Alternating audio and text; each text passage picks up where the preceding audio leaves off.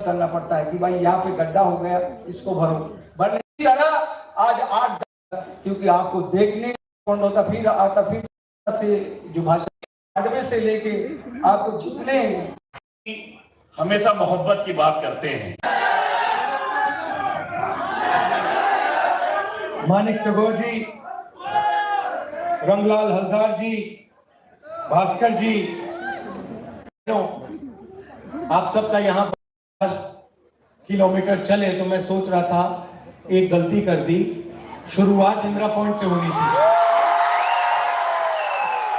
ठीक है, जो एक्चुअली आप कह रहे हो, मगर इसके लिए मैं आपसे माफी मांगना चाहता हूं कि ये सही शुरुआत इंदिरा पॉइंट, फिर कन्याकुमारी, फिर कश्मीर। अच्छा, कुछ दिन पहले अंडमान निकोबार से एक डेलीगेशन आया, दिल्ली आया, और उन्होंने मुझे बताया कि अंडमान की हालत, निकोबार की हालत बहुत खराब है। और ये जो निकोबार प्रोजेक्ट है, आदिवासी लोग भी थे उसमें, जो निकोबार प्रोजेक्ट है, उन्होंने कहा कि ये बहुत नुकसानदायक प्रोजेक्ट है और इससे बहुत नुकसान होगा, तो आप आकर अपनी आंखों से देखिए। तो मैंने उनसे कहा कि ठीक है, आप मुझे बताओ किस दिन आना है, क्योंकि आपने कहा कि निकोबार चलिए, और मैंने कहा हाँ आऊंगा। तो इस बार मैंने सोचा कि भैया आप इन्हीं से डेट मांग लेते हैं। तो उन्होंने कहा अभी चलिए, मैं आ गया। अब पता नहीं है मुझे जाने देंगे नहीं जाने देंगे।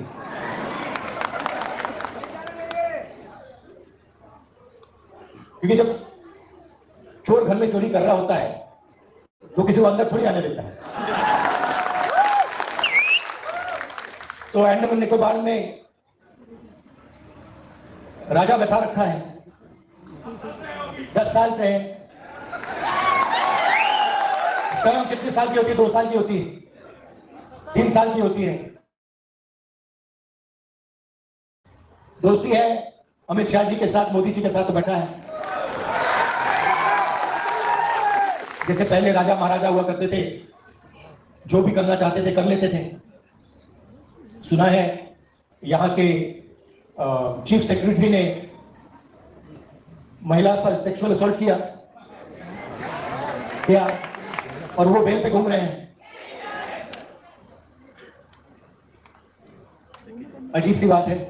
और दूसरी तरफ नरेंद्र मोदी जी कहते हैं बेटी बचाओ, बेटी पढ़ाओ, और इधर चीफ सेक्रेटरी रेप कर रहे हैं।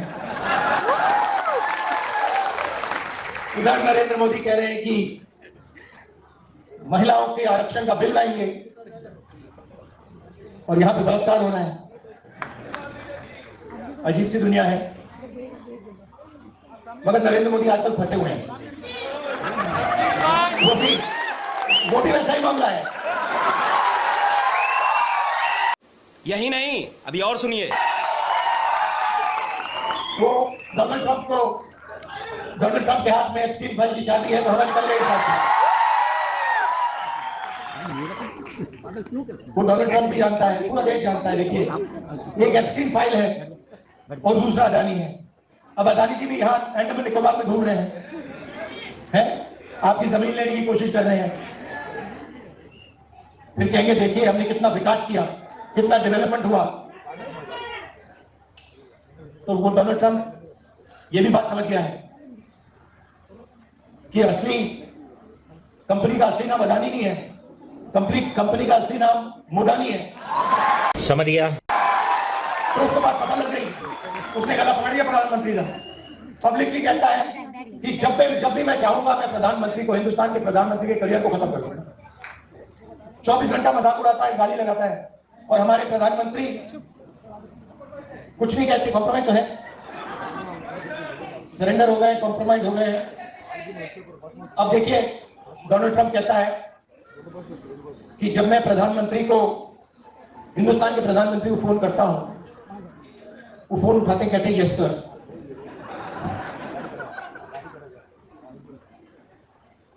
अब नरेंद्र मोदी जी का भविष्य ट्रंप के हाथ में है।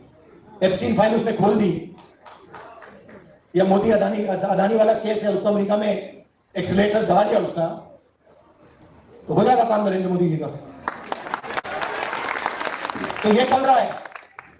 उधर डोनाल्ड ट्रंप ने नरेंद्र मोदी को कंट्रोल कर रखा है, और यहां पे अमित शाह ने और नरेंद्र मोदी ने आपके एलजी को कंट्रोल कर रखा है। गजब बेइज्जती है। मगर हिंदुस्तान का कॉन्स्टिट्यूशन कहता है कि ये देश लोकतंत्र देश है, और इसमें सब लोग एक समान हैं,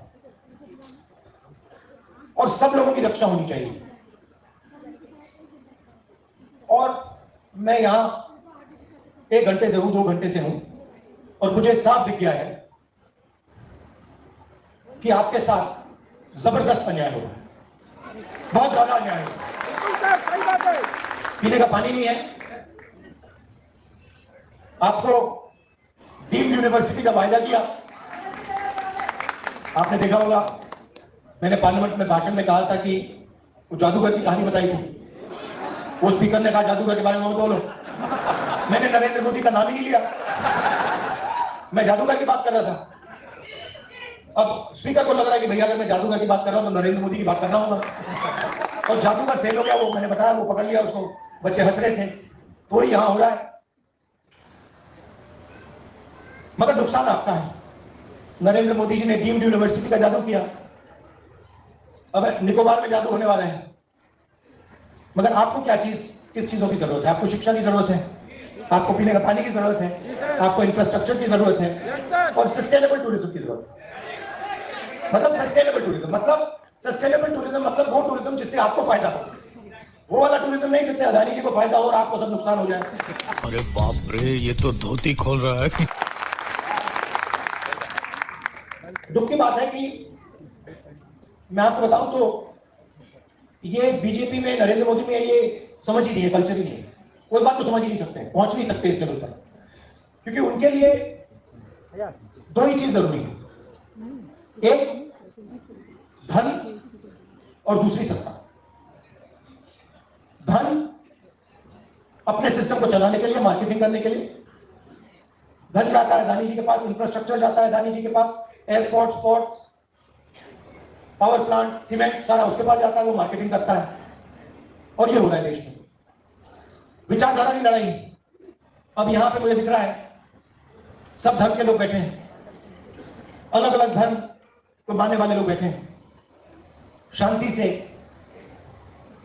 एक प्रकार से आपने यहां पे मोहब्बत की दुकान खोल रखी है।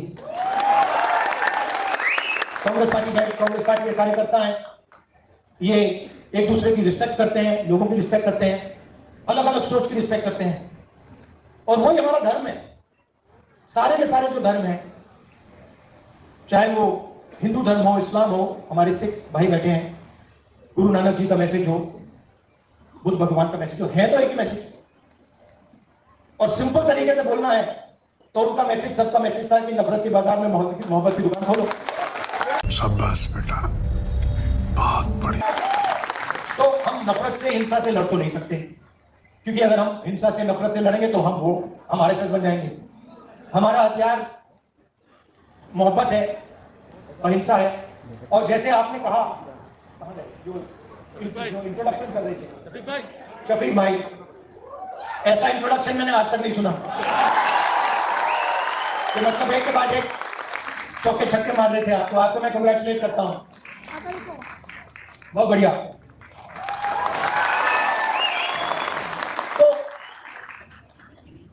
तो हमारा काम लोगों को जोड़ने का है, और जो रास्ता गांधी जी ने हमें दिखाया, अहिंसा के साथ सत्ता पर दबाव डालने का है। जो भी आप मुझसे चाहते हैं, चाहे आप पार्लियामेंट में अपना कोई मुद्दा उठाना चाहते हैं, या आप मुझे यहां अंडमान निकोबार में बुलाना चाहते हैं, मेरी मदद चाहते हैं, तो मैं आपकी मदद करने के लिए तैयार हूं। लेने के देने पड़ गए।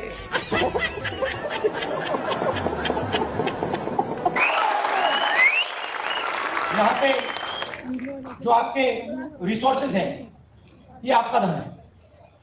ये जो नेचुरल ब्यूटी है, जो समुद्र है, ये आपका धन है। और इससे आप एक प्रकार से ये आपके एसेट है, और इससे आपको, आपके परिवारों को फायदा मिलना चाहिए, और आपके भविष्य में इन एसेट से आपकी प्रोटेक्शन होनी चाहिए। ये हमारी सोच है। कांग्रेस पार्टी के जो हमारे कार्यकर्ता हैं, मैं कहता रहता हूं कि रात को, आपको पता नहीं मालूम है नहीं मालूम, मुझे मालूम, रात को नरेंद्र मोदी सोता नहीं है। वो कभी इधर घूमता है, कभी उधर घूमता है, कभी इधर घूमता है, कभी उधर घूमता है, क्योंकि वो जानता है कि भैया एक ना एक दिन ये कांग्रेस के जो बब्बर शेर कार्यकर्ता है पकड़ लेंगे। और आप एक बात समझो, और आपको देखने को मिलेगा, ये विचारधारा की लड़ाई है, और ये नई लड़ाई नहीं है, ये हजारों साल पुरानी लड़ाई है। ये हजारों साल से लड़ाई चल रही है। इस देश में दो विचारधाराओं के बीच में लड़ाई है। एक है आरएसएस और बीजेपी की विचारधारा, और दूसरी है कांग्रेस पार्टी की विचारधारा। आप देख लेना, कोई भी राजनीतिक पार्टी, कांग्रेस को छोड़कर कोई भी राजनीतिक पार्टी बीजेपी और आरएसएस का मुकाबला नहीं कर पाएगी। आप देख लेना, क्योंकि ये राजनीतिक लड़ाई नहीं है। पहले राजनीतिक लड़ाई हुआ करती, अब इन्होंने राजनीति का सिस्टम तोड़ दिया है। अब ये राजनीतिक लड़ाई नहीं होनी। ये वोट चोरी करते हैं, चुनाव चोरी करते हैं। महाराष्ट्र में किया, हरियाणा में किया, मध्य प्रदेश में किया, आप देखना बंगाल में करेगा, 100% करेगा, और असम में करेगा, 100% करेगा। तो आप देख लेना। तो ये अब विचारधारा की लड़ाई हो गई है, ये अब जनता की लड़ाई हो गई है, और इसमें सिर्फ दो पार्टियां हैं। एक बीजेपी जो चाहती है कि आजादी से पहले जो सिस्टम था राजा महाराजाओं का, वो सिस्टम फिर से आ जाए, और दूसरी पार्टी कांग्रेस पार्टी, संविधान की पार्टी, जो चाहती है कि ये देश सबका है, हर जात का है, हर धर्म का है, और इस देश का फायदा, इस देश का प्रोटेक्शन हर धर्म को, हर जात को, स्त्री को, पुरुष को, गरीब को, अमीर को मिलना चाहिए। ये लड़ाई होगी। और आप देखोगे, जैसे आपने कहा कि कांग्रेस हमारे खून में है, डीएनए में है।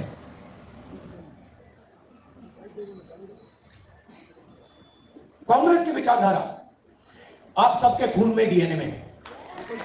मैं आपको बता देता हूं, आज के समय जिस कांग्रेसी में